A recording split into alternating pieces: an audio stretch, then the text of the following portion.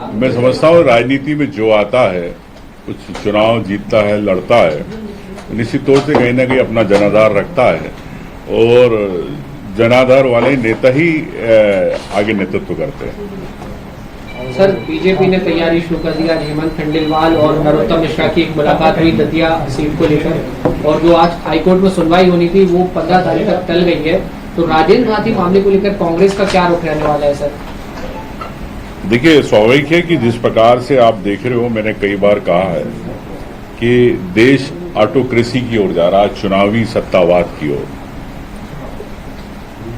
किस प्रकार से संवैधानिक संस्थाओं पे दबाव बनाए जाते हैं, ये आप पूरे देश में और प्रदेश में देख रहे हैं। लेकिन कांग्रेस के नाते मैं कहना चाहता हूं कि राजेंद्र भारती जी की लड़ाई कांग्रेस पार्टी की लड़ाई है और निश्चित तौर से न्याय के लिए कोर्ट में दरवाजे खटखटाने पड़ते हैं, लेकिन कोर्ट में तारीख पे तारीख मिलती है। मैं समझता हूं कि लोकतंत्र को बचाने के लिए विशेष रूप से न्यायपालिका इस बात का ध्यान रखेगी। सर, बीजेपी कह रही है कि कांग्रेस की अभी तीसरी राज्यसभा की सीट भी तय नहीं है। एक अनार 100 बीमार वाली स्थिति है और उनके लगातार विधायक कम हो रहे हैं। क्रॉस वोटिंग की बात बीजेपी कर रही है कि क्रॉस वोटिंग होगी और बीजेपी तो हमेशा हर जगह सरकार खरीदती है, तोड़ती है, बेचती है, आपको पता ही है, और कई राज्यों में इस प्रकार हुआ है। तो अगर यहाँ पे हॉर्स ट्रेडिंग होती है तो कोई बड़ी बात नहीं है। ये कांग्रेस को हमें पता है कि ऐसा होने वाला है, लेकिन इसके लिए कांग्रेस पार्टी पूरी मजबूती के साथ तैयार है। कांग्रेस के विधायक कांग्रेस का जो उम्मीदवार रहेगा उसके पक्ष में वोटिंग करेंगे, ये मुझे विश्वास है। मुझ पे पूछ लेते हैं, गेहूं खरीदी होगी, फिर 1 अप्रैल, फिर 10 अप्रैल किया गया। आप सरकार कह रही कि 9 अप्रैल को खरीदेंगे हम लोग। भंडारण की जो कमियां थी सब दूर कर ली गई, भंडारण की भी अब दिक्कत नहीं। 40 रुपए आज से स्लॉट बुकिंग की है हाँ। पहले छोटे किसान, और दूसरी तरफ बारिश के कारण फसलें खराब हो रही है। देखिए, मैं समझता हूं कि मध्य प्रदेश के अंदर 64 लाख से ज्यादा किसान खाते हैं, वो 86 करोड़ से ज्यादा किसानों पे कर्ज है, ऐसा लोकसभा के अंदर जवाब में दिया गया था। लेकिन मैंने सरकार को, मुख्यमंत्री जी को पत्र भी लिखा। इसके पहले मूंग खरीदी को लेके आपको पता है कि किस प्रकार किसान सड़क पे आए।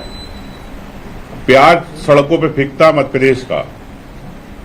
सोयाबीन समय पे खरीदी नहीं जाती है, तारीखें बढ़ा दी जाती है, या अज्ञान जो लोग हैं, निरक्षर जो किसान हैं, वो ओटीपी के इसमें इंतजार ही करते रहते हैं मोबाइल में। लेकिन सरकार चुनिंदा लोगों से खरीद के, व्यापारियों से, उन जो भारतीय जनता पार्टी के समर्थक है उनसे खरीद के किसानों का हक छीनना चाहते हैं। मैं समझता हूं कि सरकार को तत्काल किसानों के आंसू पोंछने के लिए, किसानों को आप आत्महत्या न प्रेरित करें, इस प्रकार की आपकी जो रणनीतियां हैं, आपकी कदम हैं, वो किसान हित में नहीं है। और मैं फिर कहना चाहता हूं, भारतीय जनता पार्टी के किसान संघ जो हमेशा आ जाता किसानों के हित में, वो आज क्यों चुप बैठा है? क्यों आरएसएस चुप बैठी है? क्या वो किसान संघ अपनी सरकार पे दबाव नहीं बनाएगा? क्या वो किसान संघ सिर्फ चुनाव में किसानों के हित में आएगा, भाजपा के हित में? मैं समझता हूं कि किसानों की लड़ाई पार्टी से ऊपर उठकर हर किसान की लड़ाई है, और उस किसान के लिए सरकार को सजग रहना चाहिए, क्योंकि ये सरकार कहती है कि हम किसान के बल पे बनती है, तो किसानों के हित क्यों भूल जाते हो आप जब सरकार में रहते हो? तत्काल सरकार को, मुख्यमंत्री जी, आपने हल तो चलाया नहीं, लेकिन किसानों के दर्द को समझने का प्रयास करेंगे। अगर आप ये वीडियो YouTube पर देख रहे हैं तो हमारे चैनल को सब्सक्राइब कर बेल आइकन दबाएं, और Facebook पर देख रहे हैं तो हमारे पेज को लाइक करें।